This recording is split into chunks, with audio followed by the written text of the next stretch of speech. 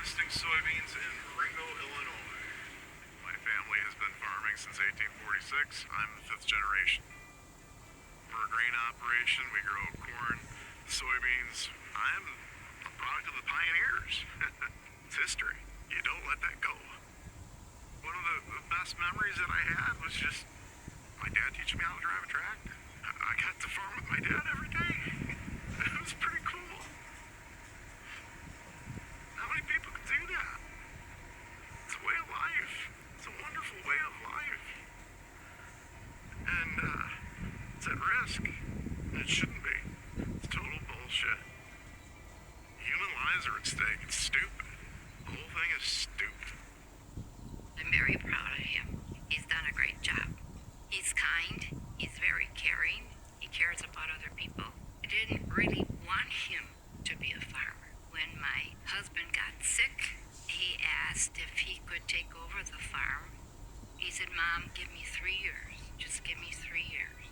So that's what we did, and it's turned into 16 years. Harvest is usually the best time of the year. It's literally the fruits of your labor. This is the time where we as farmers get to celebrate all of our hard work and that we get paid for our year's worth of work.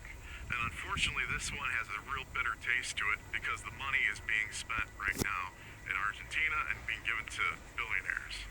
Farming is hard enough as it is, dealing with Mother Nature, but this year especially is very challenging because of the tariffs that have been put upon us. Our cost of production has increased and our markets have dropped dramatically. And this is really putting a major strain on all farmers right now. If anybody who's not a farmer and they say, well, what do I care about what's happening with farmers? What does that matter? Well, in Illinois, 20% of all jobs revolve around agriculture. And when farmers have money, high-ticket items like combines or tractors, all of whom are made in major Rust Belt areas. And those are really high-paying, good jobs. And that trickles down to the waitresses who get better tips, to our schools because people have more income. The schools get better funded. And right now, we're just in a major holding pattern because we have no income. The American people are hurting right now. The farmers are hurting right now. There is absolutely no reason for this. Our grain prices are down. We have tariffs. We have a bumper crop. We don't have people to sell it to. China hasn't bought one of our beans. We don't have those markets anymore because of the tariffs. I'm looking at the commodity prices, where they're at, which is how I get paid. I'm having a real difficult time trying to give a positive outlook for 2026. When President Obama was in office, we had a wonderful jolt of energy because we had an administration that said, we're going to have advanced biofuels power our country. And then Trump got in there and decided to have his trade wars again and everything else and to roll back all those environmental protections, and the ag economy started to tank. Joe Biden gets in there again. Hey, we're going to have advanced biofuels. We're going to have airline fuel that comes from corn-based ethanol. What happened? Prices went up again, up to an all-time high, right where they were. Trump gets back in there again. We're going to have a trade war, and boom, prices are tanking again. President Trump is said to be considering a bailout of at least $10 billion for farmers. That may be too little too late. We don't want a bailout. We want a market. Bailouts are band-aids. We aren't even made whole off of this. That's money that should be going towards senior citizens. That's money that should be going for the Affordable Care Act. That's money that should just be going to regular tax cuts for normal Americans and not billionaires. What he is doing is destroying our markets. And when those markets disappear, we're not going to get them back. We need to have a new policy. We need to have an ag policy that works for farmers again. And we know what works. We have to be able to make a living doing this. The years that we do the best are when our products are in demand. And our products, overwhelming for the history of this country, are in demand when we have a strong export market.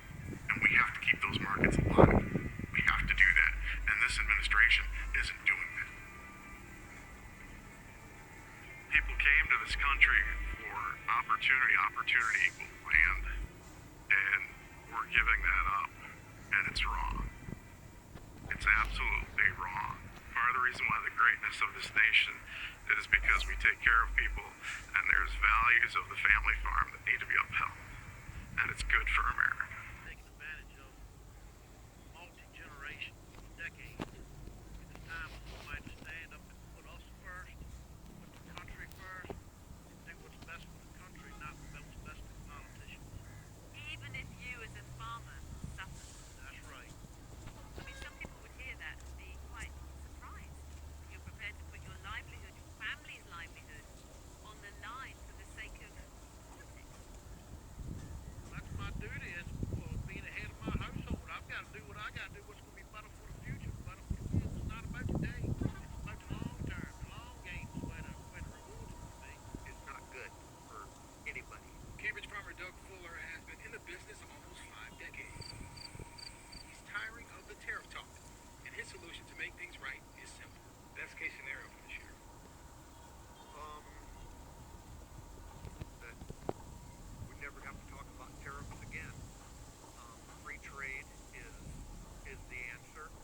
1 in every 4 rows of soybeans in every field in the entire United States of America has to go abroad. China is the largest importer of soybeans in the world.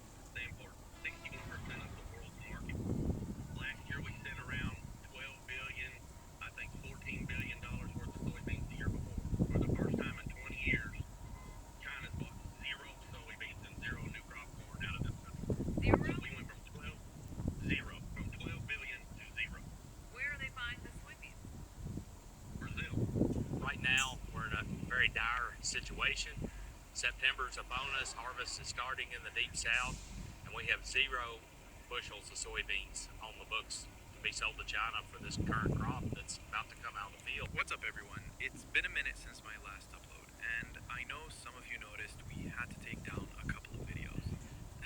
Yeah, free speech in America is basically on trial right now, and I've been working behind the scenes to make sure this community stays safe.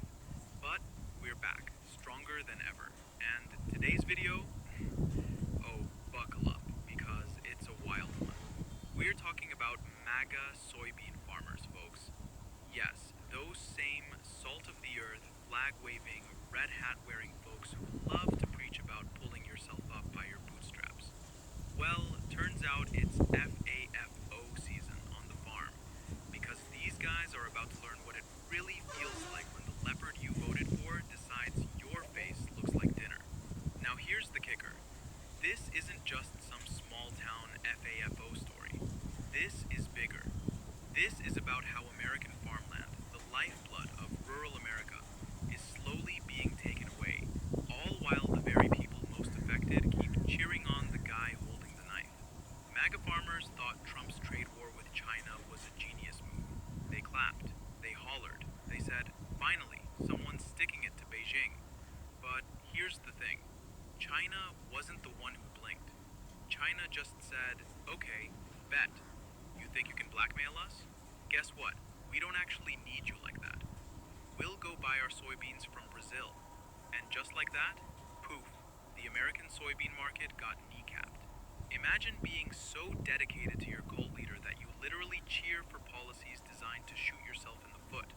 It's like standing in a burning house yelling, "This is fine," while roasting marshmallows on the flames. MAGA farmers voted to make America great again, but all they really did was make Brazil great again. Congratulations, guys. You turned your number 1 customer into your competitor's best friend. Now, here's the hilarious, not funny haha, but funny tragic part. These same farmers are now begging for help. Yep, bootstraps no longer exist, apparently. They want the government to step in and save them.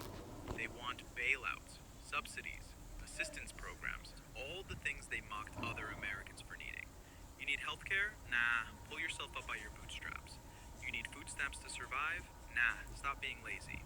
But when it's their soybeans rotting in silos and their bank accounts running dry, suddenly the same government they hate is supposed to swoop in like Superman. It's peak irony. It's like marrying a crocodile and then acting shocked when it eats your dog. The leopard doesn't change its spots, folks. It just gets hungrier. And here's what blows my mind. A lot of these farmers still won't put the blame where it belongs.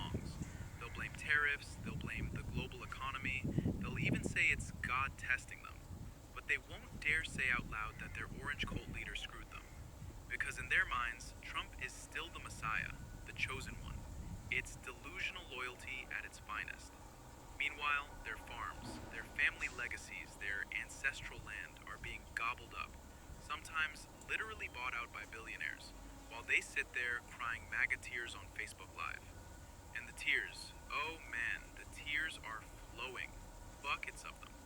You'd think they'd irrigate their soybeans with all that salt water, but nah, it's not enough to water the fields, because those fields are headed straight into foreclosure. So today, we're going to dive into the clips, look at what's actually happening to these MAGA farmers, and talk about how this all ties into the bigger picture.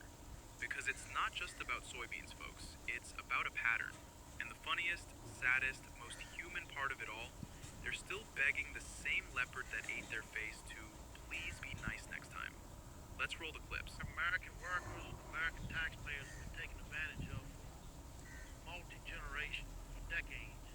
And it's time for somebody to stand up and put us first, put the country first, and do what's best for the country, not what's best for the politicians. Even if you, as a farmer, suffer. That's right. I mean, some people would hear that and be quite surprised that you're prepared to put your livelihood, your family's livelihood, on the line for the sake of politics. That's my duty as for being the head of my household. I've got to do what I got to do, what's going to be better for the future, better for the kids. It's not about today. It's about the long term. The long game is where the rewards will be. But don't the price of tariffs and what happens in commodity markets like soybean, doesn't that affect you in the short term and affect your ability to provide for your family? Look, tariffs will probably have a detrimental effect on soybean price in the near future. In long term, it'll probably work out. I'm a farmer. I deal with bad weather. I deal with dry weather. I deal with torrential rains. We deal with hurricanes. What's a tariff going to do? You know, I got to raise a crop. If I was worried, I'd stay home and not raise a crop. If I was worried about it, I still got to get out there and raise my crop to get the price. If you don't get the yield, it doesn't make any difference. You know, I got to deal with all these other things. What's a tariff? I can't control that, so it is what it is. You guys heard what just came out of his mouth, right? And this right here is the problem when your entire media diet is Fox News and AM radio. My man probably falls asleep to MAGA chants and Trump's bedtime stories, playing on a loop like a bad mixtape. That brain is marinated in fake news conspiracies and the wall will save us lullabies. No wonder he wakes up confused. Meanwhile, soybean farmers like him are out here drowning in the mess they voted for. And I'll show you just how bad it's gotten in a bit. But let's be real, China doesn't care. They've got options. They've got Brazil on speed dial, Argentina in the group chat, and even Africa getting in on the game. So when America puffed its chest out and slapped tariffs on, China just shrugged and said, "Cool story, bro. We'll shop somewhere else." And this farmer, standing there with a straight face, asks, "What's a tariff gonna do?" Bruh, really? It's doing exactly what we told you it would do. And then he says, "I can't control that." Yes you can. You literally punched the ballot that put the orange tariff machine in office. You don't get to act brand new now. You don't get to throw your hands up like some innocent bystander. You loaded the gun, handed it to Trump, and then stood there shocked when he shot your crops in the foot. Hello from China. So I'm in a grocery store right now, and I wanted to show you how the American tariffs are affecting Chinese customers. So I was gonna get some beef for dinner tonight, and I saw this. So what used to be here is American beef, but now, as you can see, it says Australian beef. And I did look around. I couldn't find one single pack of beef from America. So I guess China just stopped buying beef from America, and it went straight to Australia. So the whole idea that China is hurting because of the American tariffs, well, they're not, because they're not as dependent on the U.S. In fact, only 18% of Chinese imports come from America. And for stuff like beef and soy, they can just go somewhere else easily. So I guess I'm having Australian beef for dinner tonight instead of American beef. And honestly, because of the food quality, I probably trust Australian beef better. And this box of beef right here is 50 RMB, which is about $7. So to answer the question, China ain't hurting. And if anything, I think we're probably doing even better because now that we are better beef that tastes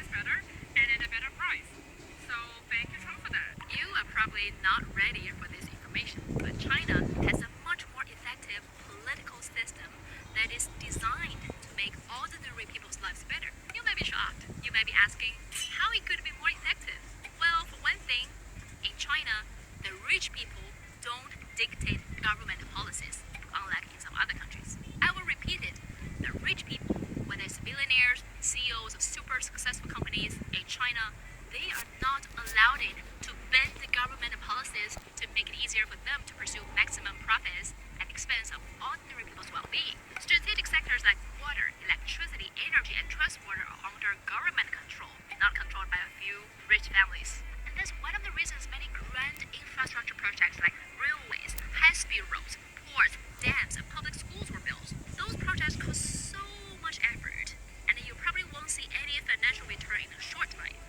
But they tremendously benefit the people and unleash the huge potential of the country. You may ask, okay, so what about the government officials? Are they clean?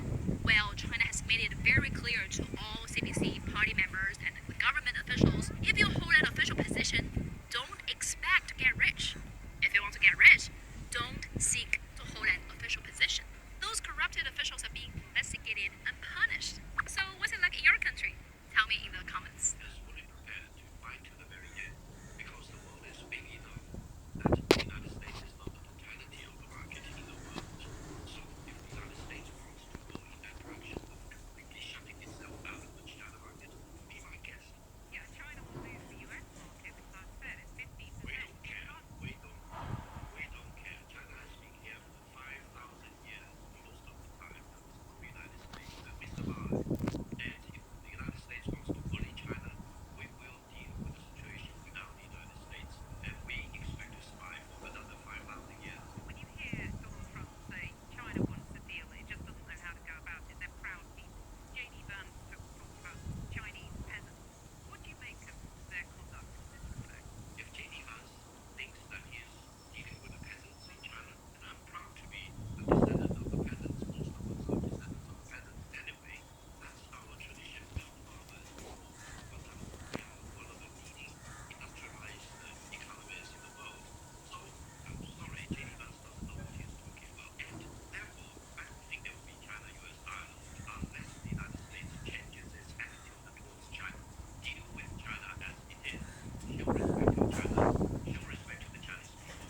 And don't try to impose your prejudice and biased view about China or about the rest of the world. If you take a look at this map right here, you can see all the countries shaded in with blue had the United States as their number one trading partner back in the year 2000. And then the countries shaded in red, their number one trading partner was China. Here's how the map has changed in 24 years. In 2024, all the countries shaded in the red had their largest trading partner as China, and all the countries shaded in blue, their largest trading partner was the United States. And when we take a look at all of China's exports, the United States doesn't make up that much. So when they say that they don't care if the United States no longer purchases products from them, they mean they don't care. If you slap me in the face, I slap you back. China will never allow any country, including the United States, throw the rule of free trade out of the window. And to be presumptuous enough to say, this is the way I hold a gun at your head. Try uncle and kneel in front of me. No, China will never do that. When other countries decide to do that, it's their choice. But China will never do that. Do you think that President Trump misjudged China? China is very clear. We will never tolerate anyone mistreating China like that. Intimidating China, issuing ultimatums to China. If you slap me in the face, I slap you back. And this is exactly what's happening. Now, Chinese government also declared by imposing 125% tariff against total U.S. export to China. The U.S. products have no market opportunity in the Chinese market, meaning they are ready to see an end to China-U.S. trade between China's export to the United States and vice versa. That is the motivation China has issued to the United States. Don't mess with me. Otherwise, I close the market for you. You belong to China. All right. Can we just pause for a second and appreciate that? So today we are talking about soybeans farmers in America, how they are being affected by this tariff war that is happening between America versus China. Right now, farmers in America are complaining. They are really suffering, and unfortunately, when it comes to agriculture business, there is that ripple effect, because most people survive on food.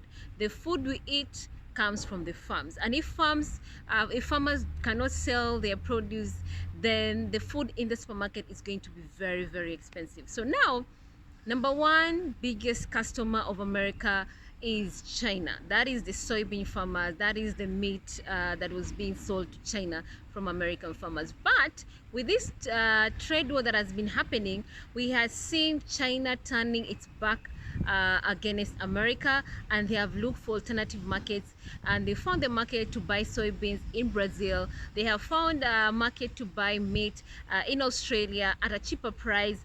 And of course, right now China literally, it has not ordered anything from America, especially when it comes to soybeans and of course meat. So what is the result? Farmers in America right now, they are crying. Yes, they're harvesting the soybean, but no customer. There is no customer. And now they're saying what's going to happen to their produce. This is a loss to them. And they are literally looking at their, their hard work going to waste. They're looking at thousands and thousands of dollars they have invested in their farms going at a loss. So who is at fault? Who is at fault? I know some people are going to point their fingers to the farmers, but at the end of the day, remember, farmers, they have a right to vote for who they prefer. Farmers have a right to choose who they want to be the next president of America. Just the same way any other citizen of America has the right to choose who's going to be the next president of America. And that's what they did. When the election time came, they exercised their duty, they voted, and you're being told more than 80% of farmers in America, they voted for the Republican. And most of these farmers come under the red state. They usually call the red state, especially the southern part of America. It usually fall under the rural, the red state, and the red state mostly represents Republican. So you're being told over 80% voted that way. So you're going to ask yourself, that means they voted against their best interest. Remember, during the campaign time, the current administration, they said that they're going to make sure they are going to cast out illegal immigrants. They are going to make sure America has only people who have their papers correctly, and they're supposed to be in America. Anybody who has no papers is an illegal, an alien in America, illegal alien in America, they're going to be chased out. And that's basically what the current administration is doing. Unfortunately, the repercussion is majority of workers who used to work in farms in America, they are illegal immigrants. They are the ones who used to do those jobs in the farms. Because if you ask an American citizen who has all their papers and you tell them go work in the farms, they'll tell you they cannot do that job because they are being paid below the minimum wage. They cannot survive on that type of wage. That is the reality. So right now you're looking at farmers, they're complaining. They say there are no workers to employ to work in those farms. So now they're forced to go inside their pocket to spend extra money to bring in workers from other countries to give them the correct papers so that they can work in those farms. And remember, majority of farmers don't have that extra money to pay. They don't have that extra money to go inside their pocket to sponsor people their visa so that they can come to the farms and work. They don't have that. So right now farmers are suffering. They don't have workers to work in those farms. Then you're being told China right now has no orders for America to buy soybeans. So soybean farmers in America, they're complaining. They're recording themselves right now saying what the kind of losses they're experiencing as a result of this situation. And all this thanks to the tariffs. Yes, majority of people in America, they were told these tariffs, it's the countries who are going to pay the tariffs. But unfortunately, the reality is, if the tariffs are going to be imposed, the people who are paying are the customers. That is the reality. The customers are the ones who are paying. And who are the customers? You and I, who are going to the supermarket to buy. Who are the customers? That is the reality. Now, prices have gone haywire. They've gone up there. People are complaining things are expensive. You're looking at farmers right now, they're saying, hey, we have no market, we have no customers. Why? Because China has turned its back against America. So these are the repercussions. That's the reason why you're being told FAFO season is here. Be careful the kind of decisions you make because they have consequences. Let me know what you think about this video. Tell me, and of course I'd love to hear from you guys. Bye bye.